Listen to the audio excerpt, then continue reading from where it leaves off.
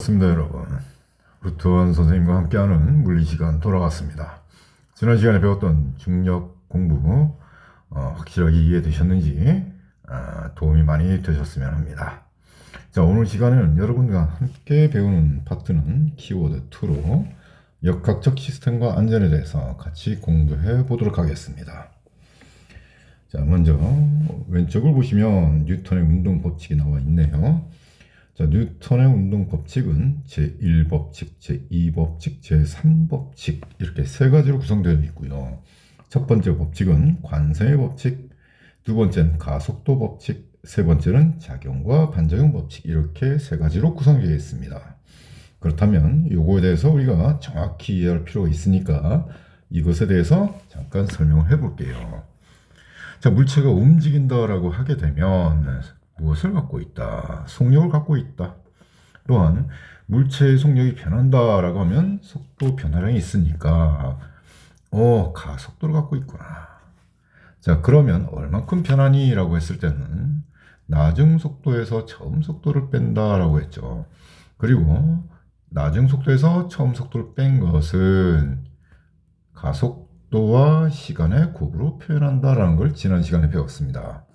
그러면 이것에 덧붙여서 더 배우고자 하는 내용은 뭐냐? 여기에다가 질량을 곱해봅니다. 똑같이 질량을 이렇게 곱해볼게요. 얘는 이렇게 다 곱해야겠네요. 그러면 뭐가 나옵니까? 확인해 볼까요? 그러면 MV라는 새로운 물리량이 만들어지게 되고요. 여기서도 MA라는 물리량이 만들어지겠죠.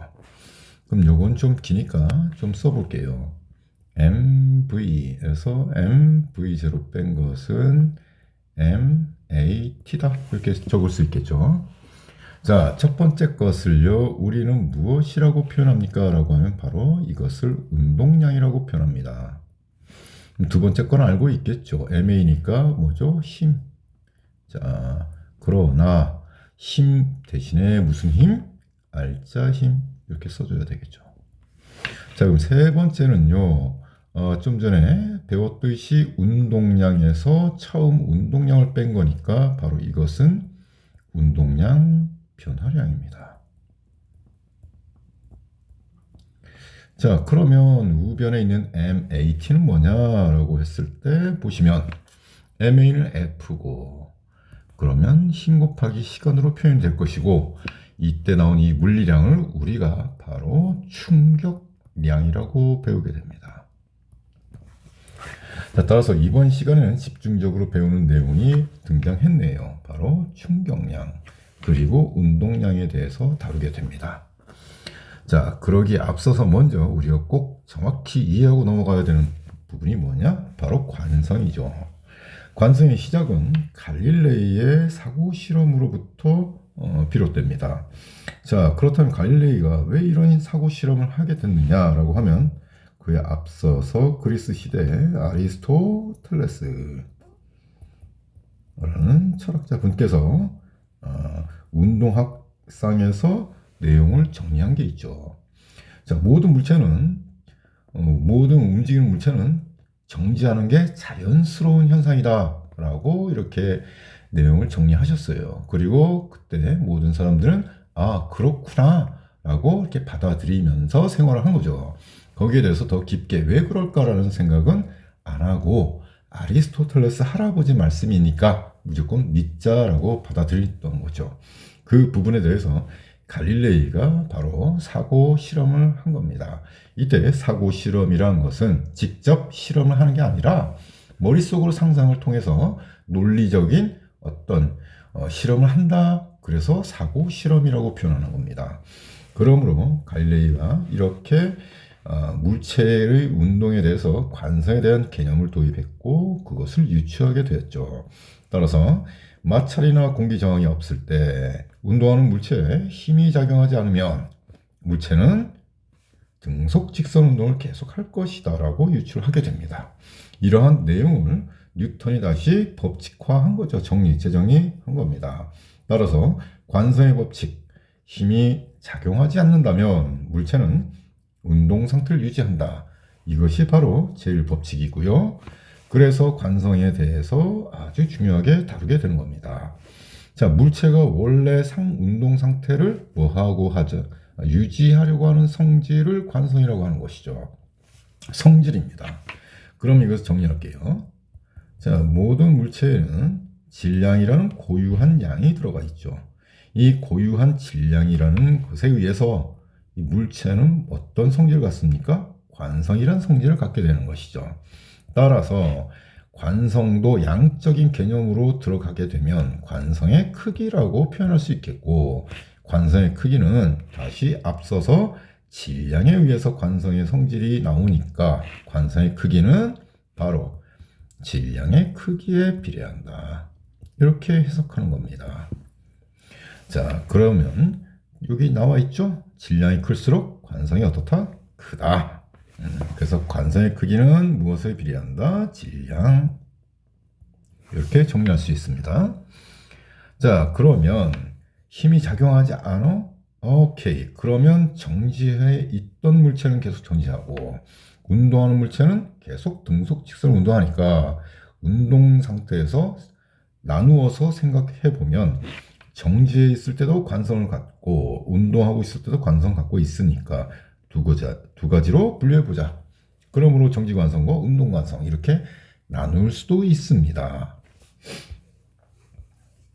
자, 그러면 문제로 한번 다시 우리가 배운 내용을 정리를 해보도록 합니다. 질량이 큰 화물선은요, 여기서 벌써 답이 나왔죠. 질량이 크다. 그럼 관성이 어떻다? 크다. 그러면 운동 상태를 유지하는 성질이 굉장히 강하겠죠. 따라서 쉽게 정지하기 어렵죠. 그러므로 엔진을 끄고 작은 예인선에 끌려서 들어온다. 이렇게 나오는 겁니다. 자, 그러면 두 번째 것도 한번 볼게요. 직선도를 달리는 버스 천정에 헬륨 풍선과 손잡이가 매달려 있습니다. 정지해 있던 버스가 갑자기 이렇게 출발을 한대요. 그러면 운동 상태가 변하는군요. 누가 변하죠? 버스가 변하는 거죠. 왜? 힘 받았으니까. 그럼 손잡이는요? 자, 이 부분에서 손잡이와 헬륨 풍선은 변하는 게 아닙니다. 그러므로 자연스럽게 원래 운동 상태를 유지하려고 하겠죠. 그렇다면 버스가 앞방향으로 운동 방향으로 변하게 되면 상대적으로 손잡이는 버스에 대해서 어때요? 뒤로 간 것처럼 보이게 되겠죠. 그러면 헬륨 풍선은 어떨까요? 근데 여기서 주의할 내용은 뭐냐? 헬륨이죠. 그렇다면 헬륨이 언급된 건 이 버스 안에 뭐가 들어가 있다? 공기가 들어가 있다죠. 이해가셨죠? 자, 그러면 지금 버스 안에는 손잡이가 있고 공기가 있고 헬륨 풍선이 있다라고 보셔야 됩니다. 그럼 손잡이도 뒤쪽으로 가겠고 공기도 뒤쪽으로 가겠죠. 그러면 공기의 분포가 균형이 깨지겠죠. 따라서 뒷부분에 공기가 많이 있겠고 앞쪽은 공기가 적게 있겠죠. 그러면 기압 차에 의해서 헬륨 풍선은 앞으로 이동하게 되는 겁니다.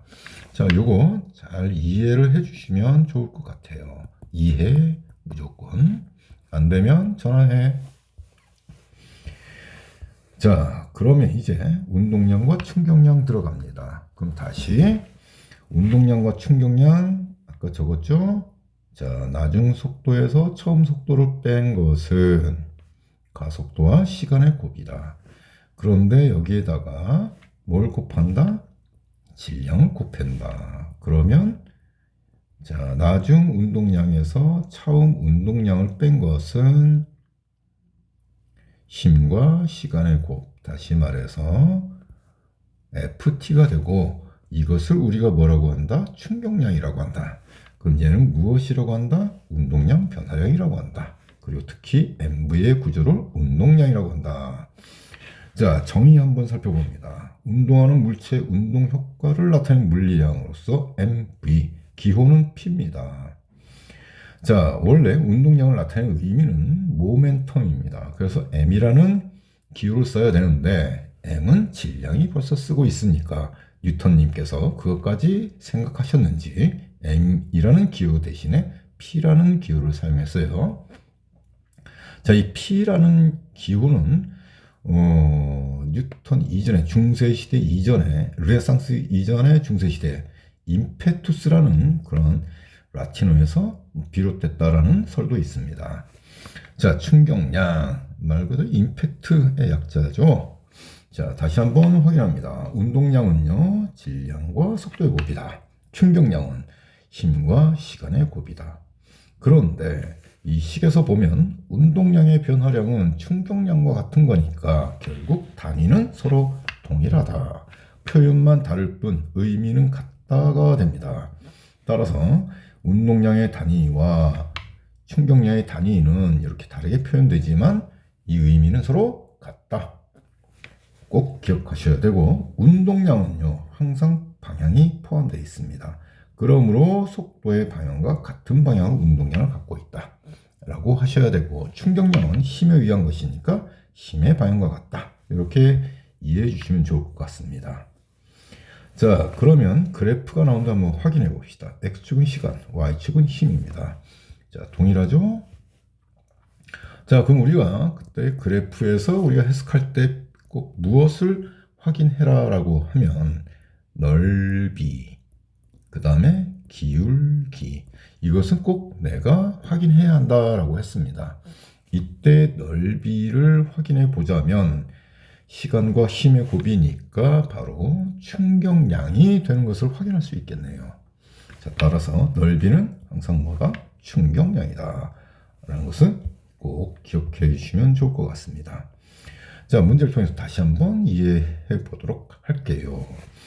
자, 2m/s의 일정한 속도로 운동하고 있는 물체, 운동하고 있네? 그럼 운동량이 있어요, 없어요? 있겠죠. 자, 운동량 어떻게 구한다고?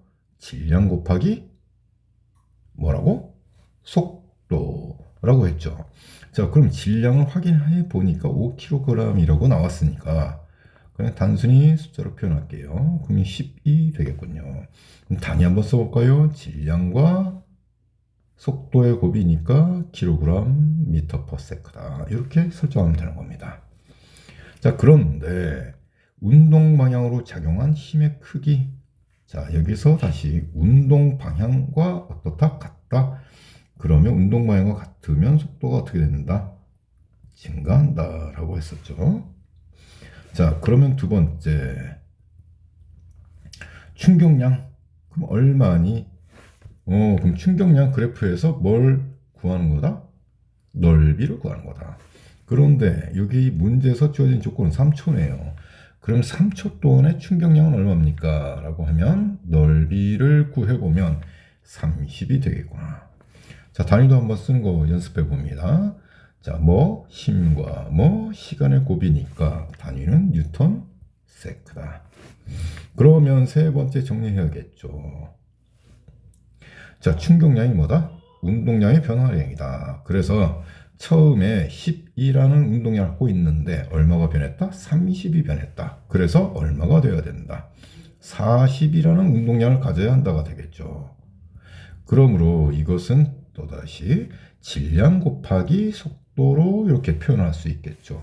따라서 속도는 얼마가 될 수밖에 없다. 8m/s가 될 수밖에 없다. 이렇게 해석하는 겁니다. 자, 문제 또 같이 풀어보도록 합니다. 정지에 있는 질량이 2kg의 물체다. 정지에 있네. 그러면 정지했으니까 처음에 운동량은 얼마다? 0이다가 정상적인 생각이 되겠죠. 자, 그런데 두 번째 그래프를 보니까 힘과 시간의 그래프가 나와 있군요. 오호, 그럼 충격량을 구할 수 있다. 무엇으로? 넓이로. 자, 그리고 시간을 확인합니다. 4초죠. 그리고 또 2초도 나왔네요. 그러면 두 번을 구하세요가 되겠군요. 자, 따라서 2초, 0에서 2초. 그럼 충격량 구해봅시다. 얼마일까요? 넓이니까 이 부분이겠군요. 그럼 넓이는 10 곱하기 2, 그래서 20 하면 병신이야. 2로 나눠야죠. 따라서 10 뉴턴 세크입니다. 자, 그러면 또 0에서 4초. 그럼 같은 방법으로 충격량 구해보면 얼마다? 4 곱하기 20은 80이 아니라 40이 되겠죠. 자, 두 가지 다 구했습니다. 그러면 질문 몇 배입니까? 라고 물었죠. 자, 그러면 충격량은 운동량의 변화량이라고 했습니다. 따라서 2초까지 운동량은 10, 그 다음에 4초까지 운동량은 40. 또한 운동량은 뭐 곱하기 뭐다? 질량 곱하기 속도다. 근데 질량 같잖아. 따라서 이 결과값은 속도에 의해서 결정되겠지. 그러므로 속도도 몇 배? 4배가 되겠구나. 이렇게 해석하시면 되는 겁니다. 자, 그 다음에 세 번째 문제도 같이 풀어봅니다. 직선상에서 2m/s 속력으로 운동하고 있는 질량 2kg 물체가 나왔죠. 그러면 당연히 움직이고 있으니까 운동량은 0이 아니라 질량 곱하기 속도의 곱이니까 얼마? 4가 되겠구나. 그 후에 자, 넓이가 곧 무엇을 의미한다? 바로 충격량을 의미한다라고 했죠. 따라서 계속 읽어봅니다. 힘이 크기가 시간에 따라 나타나는 것이고 3초일 때 이 물체의 속력이 얼마입니까? 그럼 3초일 때까지 충격량 구하면 되겠구나. 자, 그러면 힘이 변하는데요. 다 필요 없어. 왜? 넓이만 구하면 되는 거니까. 그러면 바로 삼각형 넓이를 구하면 되는 거군요. 혹시 삼각형 넓이 구하는 방법 모르면 무리하지 마세요. 자, 그러면 밑변 3, 높이 4, 나누기 2, 그러므로 얼마? 6 뉴턴 세크가 되겠군요. 자, 정리합니다. 이것은 곧 무엇과도 같다? 운동량 변화량과 같다. 그래서 세 번째 3초 후 3초가 되는 순간 운동량은 얼마가 된다? 6이 된다. 되겠죠. 자, 운동량은 무조건 질량 곱하기 속도죠. 그러므로 속도는 얼마가 된다? 3m/s가 된다는 거 확인할 수 있습니다. 자, 지금까지 세 문제를 같이 풀어봤는데 여기서 왜 세 문제를 같이 풀어줬느냐? 보시면 힘시간 그래프지만 힘이 첫 번째는 일정한 경우고 두 번째는 일정하게 증가하는 경우고 세 번째는 힘의 크기가 변하는 경우입니다. 이때 힘의 크기가 일정하건 변하건 관계없이 우리는 무엇을 구하는 것이다? 바로 넓이를 구하는 것이다.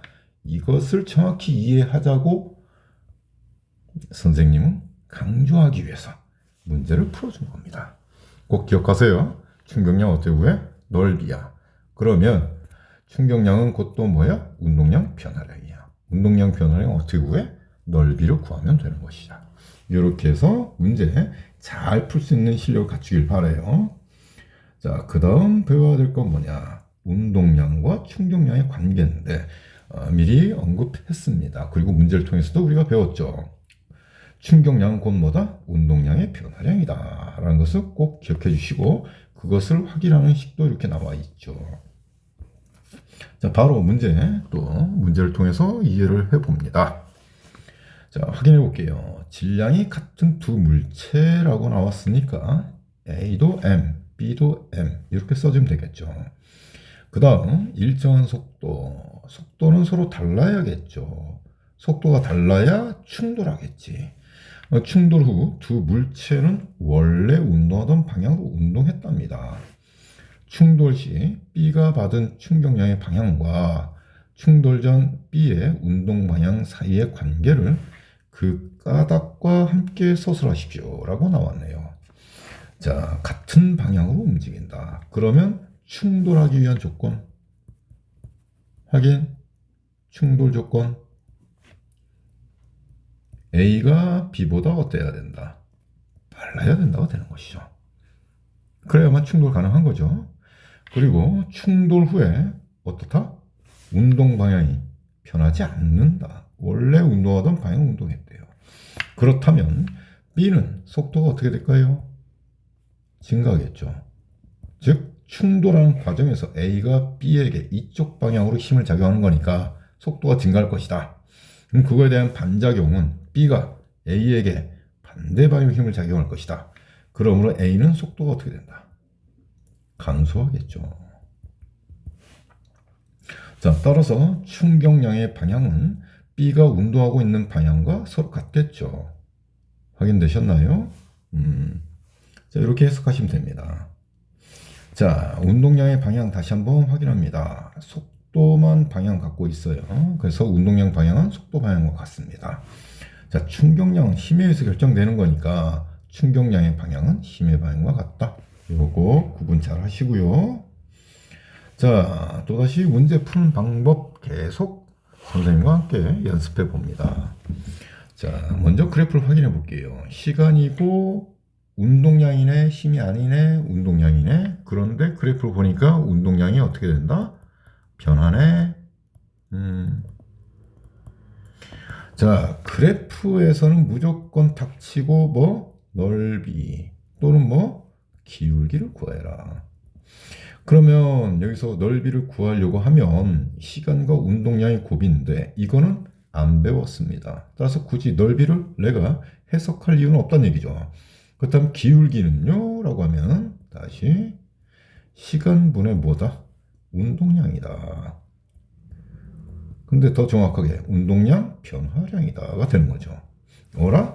아까 배웠습니다. 운동량 변화량은 무엇과도 같다라고 했었죠? 바로 충격량과 같다라고 했습니다.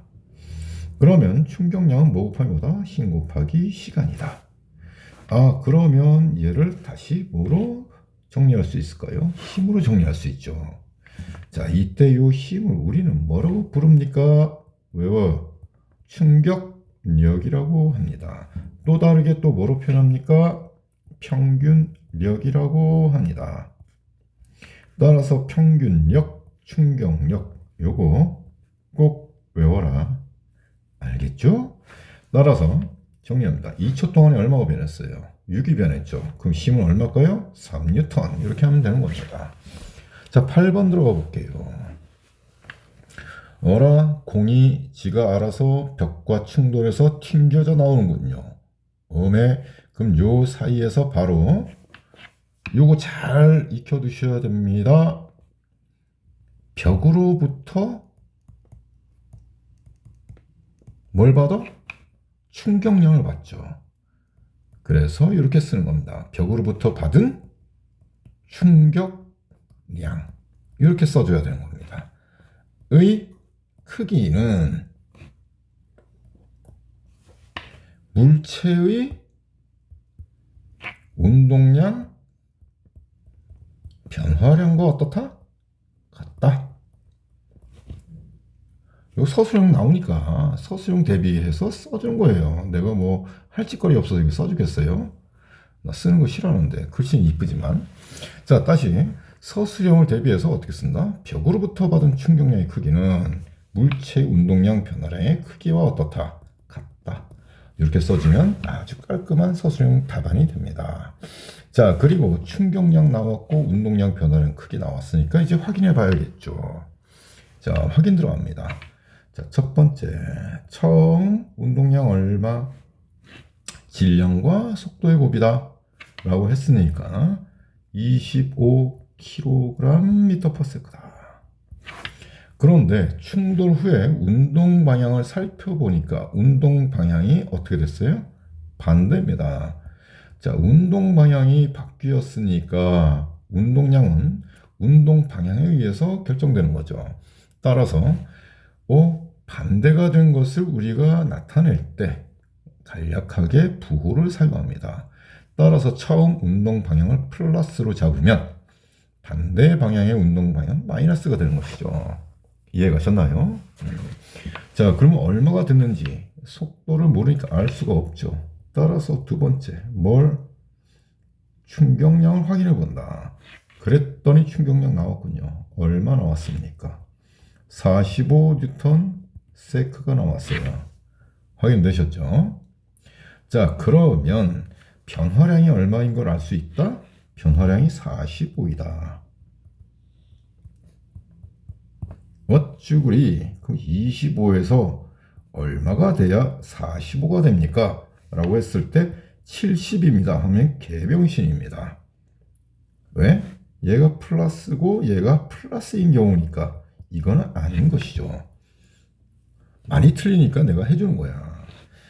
그러면 25에서 얼마가 돼야 됩니까? 그리고 부호는 플러스에서 마이너스가 돼야 되거든. 이해가셨나요?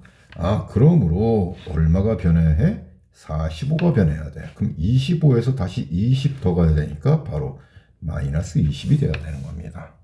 따라서 세 번째, 충돌 후 운동량은 얼마가 돼야 된다? 마이너스 20kg/ms다. 이게 돼야 되는 거죠. 자, 이것을 이제 다시 질량 5kg 물체 곱하기 속도로 이렇게 곱하면 되는 거죠. 따라서 속도는 얼마다? 마이너스 4가 되는데 뭘 물어? 속력을 묻는단 말이야. 속력은 부호를 사용하지 않습니다. 자, 부호와 관계없이 숫자값만 논하는 거죠. 따라서 속력은 얼마입니까? 라고 묻는다면 4m/s다. 이렇게 써주면 되는 겁니다. 이해가셨나요? 정확히 푸셔야 돼요. 꼭이에요. 자, 그럼 9번은 세세한 설명 없이 빠르게 풀어봅니다. 처음에 운동량이 있네. 얼마? 12.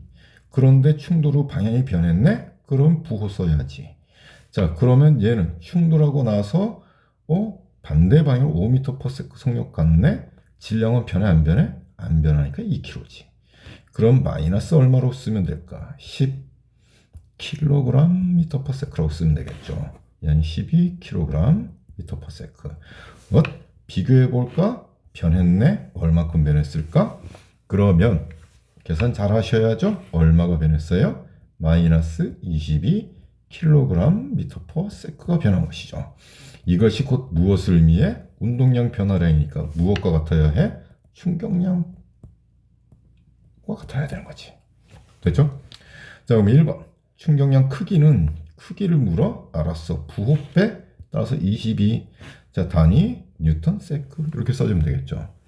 좋아. 충격량 알았어? 그러면 작용 시간이 얼마? 0.01초래.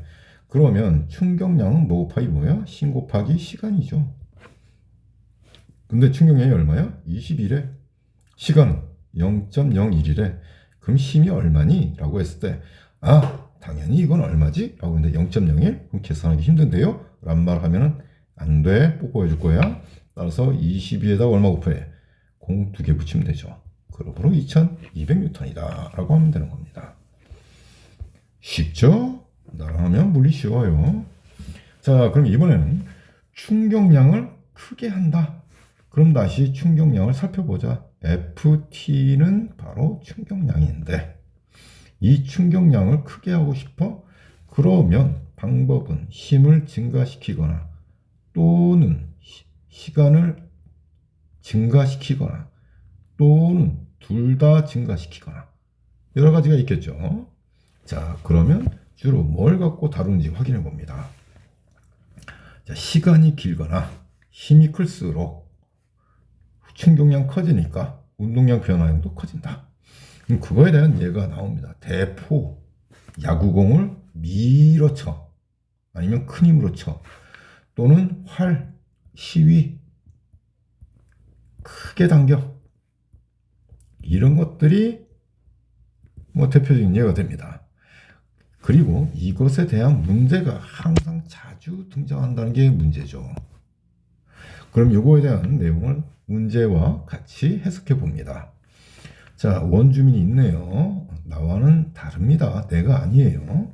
대롱 모양 바람총에 작은 화살 넣고 화살 넣은 쪽 대롱에 입을 대고 수평 방향으로 불어. 이때 불어? 이게 바로 힘이 되겠죠. 근데 일정하게 불어야겠죠. 지랄맞게 부르면 안 돼요.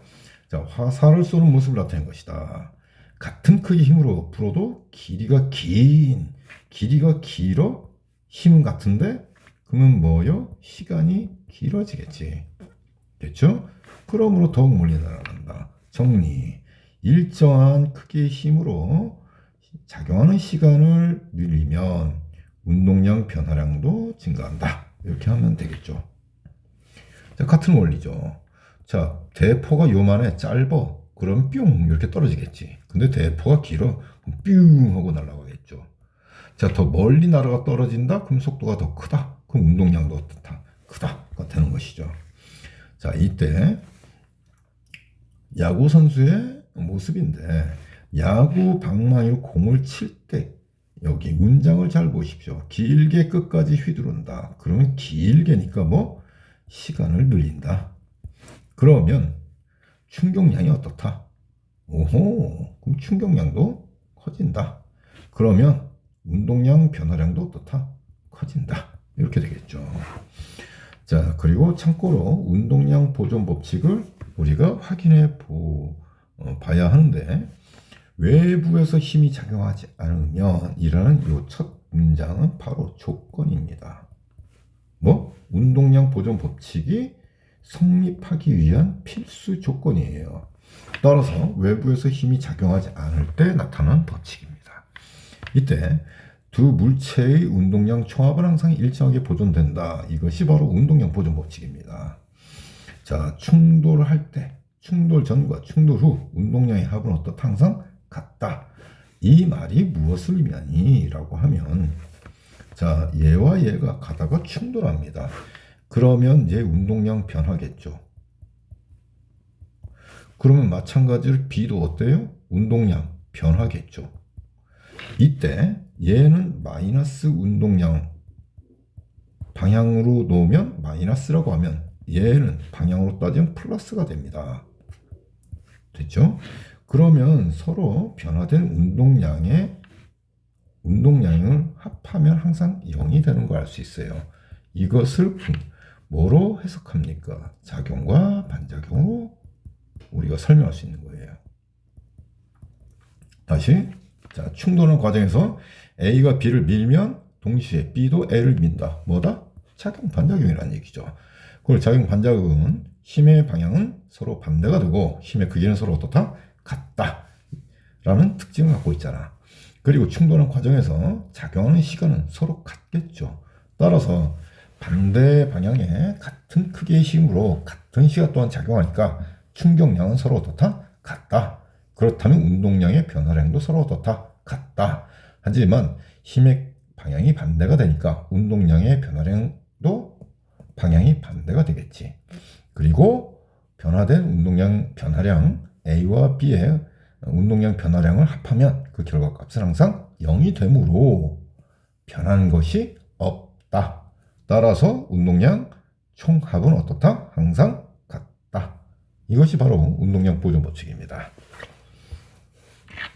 자, 그러면 충돌과 안전장치 매우 중요한 단어입니다. 왜? 시험에 자주 나와요? 아니, 무조건 나와.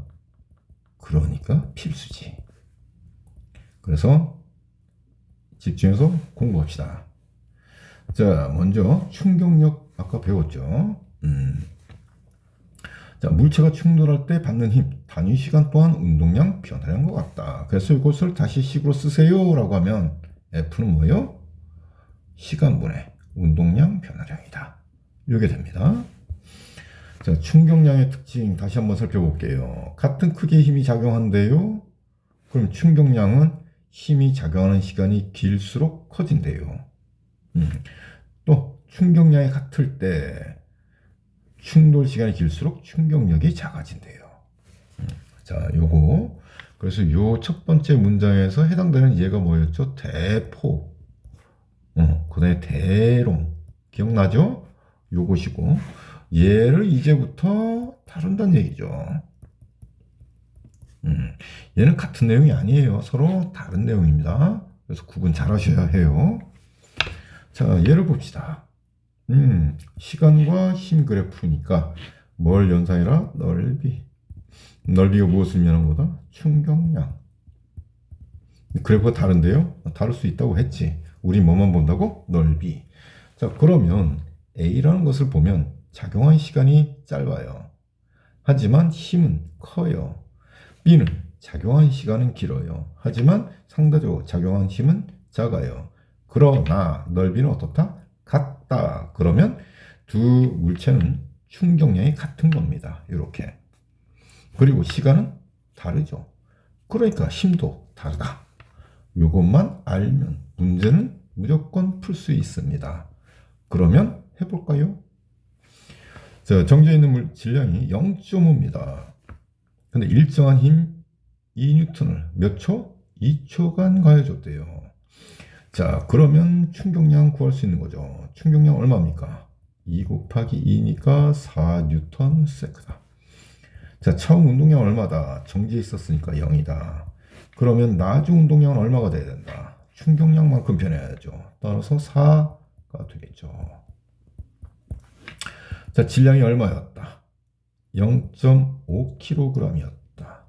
그러면 속도는 얼마가 되어야 할까? 따라서 속도는 8m/s가 되어야 되겠군. 이렇게 풀면 되는 것이죠. 자, 그림은 똑같은 유리컵을 같은 높이에서 했으니까 조건이 같죠. 그러므로 떨어지는 동안 두 유리컵은 항상 운동량이 어떻다? 같다가 되는 것이죠. 자, 계속 진행합니다. 방석에 떨어뜨리고 시멘트 바닥에 떨어뜨리는 것이죠. 자, 그리고 그것을 그래프로 이렇게 나타내는 것이고. 오호, 그러면 우리 넓이를 확인한다고 했죠? S1과 S2는 어떻다? 같다. 충격량 같다. 그런데 유리컵이 푹신한 방석에 떨어질 때는 깨지지 않고 시멘트 바닥에 떨어질 때 깨진 까닭을 서술하십시오 라고 나왔습니다. 자, 충격량이 같다면 운동량 변화량도 어떨까요? 서로 같겠죠. 서로 같겠군요. 자, 이것을 작용한 시간으로 나눕니다. 이렇게. 자, 그러면 아까 확인했듯이 작용한 시간 분의 운동량 변화량은 뭐다? 충격력이다 라고 했습니다. 그쵸? 자, 그런데 확인을 해보니까 요 시간이 어때요? 이렇게 된 거죠. 그쵸? 자, 그럼 F1과 F2는요? 비교 가능한가요? 가능한 거죠. 따라서 F1이 F2보다 어떻다? 크다. 그러므로 충격력이 크다. 그래서 깨진다. 그럼 다시 힘의 기능. 복습입니다. 모양을 변화시키거나 또는 운동 상태를 변화시킨다. 배웠죠. 그러면 힘이 강할수록 모양도 더 크게 변화시킬 수 있는 거죠. 그래서 깨지는 거야. 15번 힘들어. 너가 해. 자, 그 다음 충격력과 충돌 시간의 관계 다시 논합니다. 왜? 시험에 자주 등장한 그림들이니까. 종이박스에 부딪혀? 시간 길어지겠군. 단단한 벽에 부딪혀? 시간 짧아지겠군. 확인됐죠? 그러나 결론적으로 얘도 정지하겠고 얘도 정지하겠지. 그럼 같은 속력으로 움직인다고 해봐. 똑같은 차가. 그러면 정지하는 데까지 운동량 변화량 서로 어때? 같겠죠. 얘도 같겠지. 근데 시간은 어때? 짧어. 얘는 시간이 길어. 그럼 충격력 어때? 작아져. 얘 충격량은 어때? 커져. 그래서 얘가 안전하고 얘가 위험한 거야. 이렇게 해석하면 되는 거죠. 자, 따라서 다시 충격량이 같을 때 충돌 시간이 짧을수록 충격력은 어떻다? 커진다. 자, 뭘 깨야 돼? 그러면 어때? 짧은 시간에 충격력을 가해야 되는 거지. 자, 이것도 네가 해. 나도 몰라. 자, 그 다음 안전사고 예방과 안전장치 나오네요. 자, 그림만 보고 우리 이해합니다. 자, 이것들 등장한 이 그림들은 바로 뭐냐? 충돌 시간을 증가시켜서 뭘 줄인다? 충격력을 줄인다야. 그러면 충돌 시간을 증가시켜서 충격량을 줄인다? 얘는 일정한 조건이야. 여기에 등장한 그림들은 충격량이 일정할 때 충격력을 줄이고 싶다는 얘기죠. 그러면 어떤 방법을 통해서 시간을 증가시켜야 한다죠. 그래서 만든 유명한 발명품 에어백. 근데 에어백만 있는 게 아닙니다. 안전띠도 이거에 해당됩니다. 안전띠? 왜냐? 충돌했어요. 그럼 안전띠가 내 몸을 꽉 잡아주는 역할을 하긴 하는데 이 안전띠가 약간씩 늘어납니다. 그러므로 내가 정지할 때까지 안전띠가 나를 오랜 시간 동안 잡아준다는 얘기야. 즉 정지하는데 걸린 시간을 길게 해준 역할도 해준다는 얘기죠. 그래서 내가 받는 충격력을 줄이는 역할을 해줍니다. 자, 패딩 있는 안전모 다 마찬가지죠. 자동차 박아요. 짧은 시간에 멈추면 안 되겠죠. 그럼 시간을 늘려야겠죠. 범퍼. 자, 범퍼가 없어요. 그리고 에어백도 없어요. 나 가난해요. 그럼 어떻게? 가드레일 박는데 이렇게 탄성이 있는 가드레일. 시간 늘려주잖아. 고맙죠? 자, 그 다음에 요거 보십시오. 멀리 뛰기 했는데 9불입니다. 그러면 이 9불이는 동안 내가 정지하는데 걸린 시간을 어떻게 해줄까? 늘려주겠지. 시간이 길어지니까 결국은 충격력이 어떨까? 작아지겠죠. 자, 이것도 마찬가지죠. 폭신폭신한 매트예요. 그래서 시간이 어떻게 될까? 길어지겠지. 자, 포수네요. 공이 날라와 그냥 겉멋부린다고 여기서 빡 하고 받으면 손바닥 나가요. 그래서 어떻게 받아야 돼요? 퍽 하면서 뒤로 쭉 빼야죠. 장갑을. 그럼 시간이 어떻게 돼? 늘어나지. 그러면 손이 받는 충격력은 줄어드는 것이죠. 자, 놀 때도 마찬가지죠. 딱딱한 시멘트 바닥에 머리 한번 찧어보세요. 죽습니다. 피나요? 병원 가요? 엄마한테 두들겨 맞아요. 따라서 충격력을 줄이기 위해서 폭신폭신한 매트를 사용한다. 자, 이것도 마찬가지죠. 내가 까딱하고 모서리에 머리 박으면 어떻게 될까요? 곧바로 병원 가야죠. 자, 충격력을 줄이기 위해서 시간을 늘리는 이런 보호 장치들. 자, 뽁뽁이네요. 어렸을 때 뽁뽁이 많이 갖고 놀죠? 이것도 또한 마찬가지. 자, 다시 한번 정리해 봅니다. 안전띠, 시간 길게. 그래서 충격력 분산. 오케이? 자, 그러나 관성에도 관여합니다. 관성에도 관여하기 때문에 안전띠는 아주 자주 등장하는 내용이 되겠죠. 자, 안전모 있다. 뭐 여러 가지 있는데 여러분들 읽어보시면 됩니다. 자, 그러면 그것에 대한 내용들이 나오는데 확인해 볼까요? 자, 안전띠 나오죠. 관성과 관련지어서 서술하세요. 라고 나왔군요. 자, 자동차의 운전자는 자동차를 운전할 때 좌석 안전띠를 매어야 합니다. 모든 좌석의 동승자에게도 좌석 안전띠를 매도록 해야 합니다. 자, 그러면 자동차가 가다가 사고가 났다. 그럼 자동차의 운동 상태가 변하지만 자동차 안에 있는 사람에게는 힘이 작용하지 않는 상태이기 때문에 어떻다? 관성에 의해서 날아간다는 얘기야. 그래서 그 관성에서 날아가는 걸 방지하기 위해서 뭘 착용해야 된다? 안전띠를 착용해야 된다는 얘기입니다. 자, 아름답게 쓰는 건 탑지를 보고 다시 여러분들이 아름답게 쓰는 걸 익혀두시면 됩니다. 자, 18번 보십시오. 저 줄 매달고 뛰어내리죠? 살고 싶지 않을 때 뛰어내리면 됩니다. 여러분들 스릴을 만끽하기 위해서 뛰어내려도 되지만 정말 살고 싶지 않다. 한번 번지점프 해보세요. 살고 싶은 욕망이 강하게 일어납니다. 가끔씩 정신치료 도움이 돼요. 자, 번지점프에서 고무줄 대신 강철 줄을 사용했다. 용어만 확인하면 되겠죠. 고무줄 어때? 잘 드러나죠. 그러면 시간이 어때? 길어지죠. 그러니까 결론적으로 충격력 줄어지는 거죠. 강철 잘 늘어나요? 안 늘어나? 그러면 떨어지면 띡 하고 멈춰. 시간 매우 짧지. 그러면 내 몸 절단 나는 거야. 그래서 강철로 하면 안 되는 거야.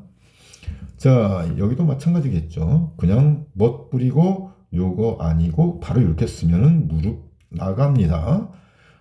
그러면 인생은 길죠. 살아야 할 인생은 깁니다. 근데 무릎 나가요. 그러면은 그 긴 인생 동안 아프면서 살아야 돼요. 따라서 여러분들은 이런 거 잘 지켜야 됩니다. 마찬가지로 시간이 관여하는 거죠. 시간을 늘리는 거다. 똑같은 그림이고 여러분들 잘 읽고 여기에 답 깔끔하게 쓰는 거 여러분들이 익혀두시면 됩니다. 자, 그래프 나오죠? 시간, 힘. 자, 힘이 어떻게 됐든 간에 상관이 있다 없다? 없다. 우리는 뭘 구하는 거다? 넓이를 구하는 거다. 그걸 넓이가 무엇을 의미하는 거다? 충격량을 의미하는 것이다. 그것만 익혀두시면 된다는 얘기입니다. 자, 여기까지 저 1부 수업 마무리하고요. 두 번째 수업에서는 실전 문제를 다루는 방법에 대해서 여러분들과 함께 수업하도록 하겠습니다. 수고하셨어요.